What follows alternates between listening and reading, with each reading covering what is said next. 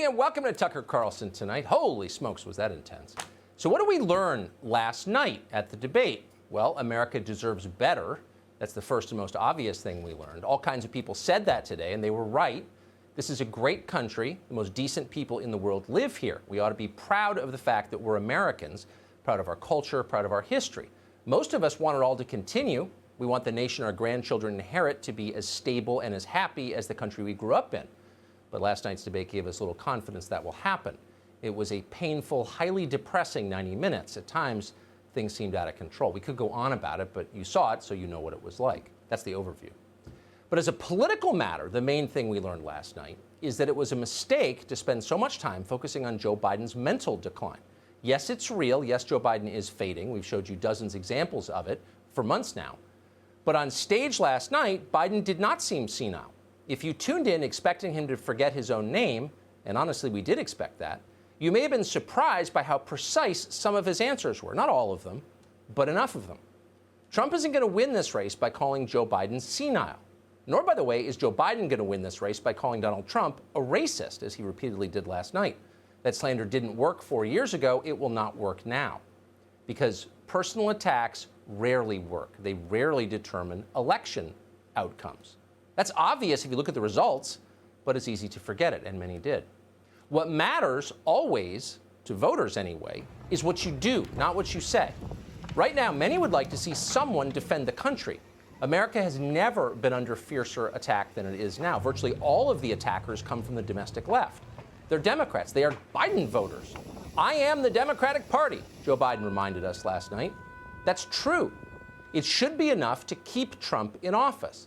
The Democratic Party has become more radical than any major party in the history of the country. Its leaders plan to dismantle our system, the system our founders created centuries ago, a system that countless other countries have envied so much they copied. Democrats want to do away with it. They want to abolish the Electoral College. They're trying to end traditional election day voting. They intend to invalidate the filibuster and guarantee permanent control of the House and the Senate by admitting D.C. and Puerto Rico into the Union. We'll have 52 states, and the Democrats will be in charge forever. That is their plan. We're not making it up. They've said it. Scariest of all, they're planning to hijack the Supreme Court by expanding the number of justices. Leading Democrats have openly endorsed this idea. It's not a small change. It would end our third branch of government. The judiciary would cease dispensing justice. It would instead become an instrument of partisan power politics wielded exclusively on behalf of one party. How'd you like to live in a country like that? It's horrifying. Joe Biden was asked about this last night. Here's how it went. Are you willing to tell the American people tonight whether or not you will support either ending the filibuster or packing the court? Whatever position I take on that, that'll become the issue. The issue is the American people should speak. You should go out and vote.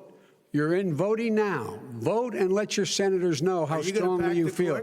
Vote now. Are you going to pack the Make court? sure you, in fact, let people know He doesn't want you're to a answer the senator. question. I'm not going to answer the question Why because wouldn't you answer that because question? the question You want to put a is lot of the new question Supreme Court is justices, the radical question, left. Will you Who shut is your, up, man? listen, So there are a couple of things to note about the exchange you just saw. Nobody forced Biden to answer the question, a key question, and that was frustrating to watch.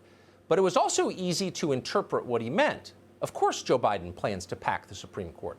Otherwise, he would have denied it. Court packing is not popular with the public. Nearly 70% of Americans oppose it. That includes more than half of all registered Democrats. But the extremists who now run the Democratic Party are demanding it, and Joe Biden will follow their lead. That's what radicalism looks like. Anything that stands between you and the power you seek, you destroy, even if it's the world's oldest constitutional court, which our Supreme Court is. We should be afraid of people who are willing to do things like that. But in Joe Biden's case, we don't seem to be afraid. And that leads to something else that we learned last night at the debate. Tone is everything. Biden all but admitted on stage that he plans to tear down our system. But he did it in a calm, this is your captain speaking voice. Biden seemed almost reassuring even as he hinted at revolution. Donald Trump, by contrast, defended our system, the system that most people in this country support. Nothing Trump said on stage was radical. Virtually nothing he ever says is radical, at least if you compare it to public opinion polling on the issues. It's his tone that rattles people. Trump could make a wine list sound menacing. And so in the end, amazingly, tragically, Many people watching last night may have concluded that Joe Biden is the stable, steady alternative. They concluded this even as Joe Biden suggested that he plans to change their lives, their country, permanently and forever in ways they won't like. It's quite a trick. The illusion of reasonableness. Barack Obama was the master of this. Biden learned well. And so he continued last night. Watch Joe Biden explain that actually he's the America First candidate. It would create an additional $1 trillion in economic growth because it would be about buying American. That we're going to make the federal government spend $600 billion a year on everything from ships to steel to buildings and the like. And under my proposal, we're going to make sure that every penny of that has to be made by a company But respectfully, in America. sir. We've got to buy American. Buy American, says the man who welcomed China into the World Trade Organization and has been sucking up assiduously to its leaders ever since. Fight the billionaire, says the man whose campaign is funded by oligarchs on Wall Street and in Silicon Valley. Joe Biden stole Donald Trump's lines. It was remarkable. How was Biden able to do that? Well, the Trump campaign should ruminate on that question. Trump's advisors/in-laws are telling him to brag about the number of people he has let out of prison. This at a time when our crime rate is exploding and people are dying as a result of it. Joe Biden's advisors plan to let many more people out of prison, but they're not bragging about it on stage. No, they're hiding it. Instead, they use the debate to talk up a Buy America program they will never implement. What we learn here is the Biden people are very serious about politics. They know what the public wants, even if they plan to ignore it if they're elected. And of course, they're willing to say anything. That helps. That's another thing we learned last night. We learned that, quote, white supremacy is now the single greatest threat to our country. How could that be, you ask? Well, it turns out that mobs of white supremacists just burned down Minneapolis and then Kenosha. They trashed Portland and Seattle. They shot cops in Louisville. They torched Wendy's. They cleaned out the Nike store. They destroyed public monuments in Atlanta and San Francisco. They defaced war memorials in Washington. They looted Macy's in Midtown Chicago.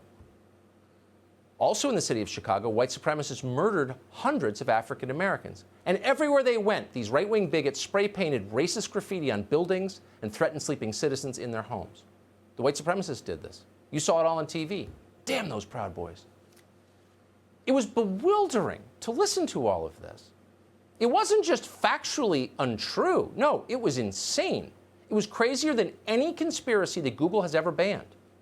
Yet they're now demanding that you believe it, and if you don't believe it, they're going to punish you. So why are they doing that? That's a good question. It's also an ominous sign. If they can make you accept a lie that ridiculous, what do they plan to do next? Maybe someone will ask that question in the next debate.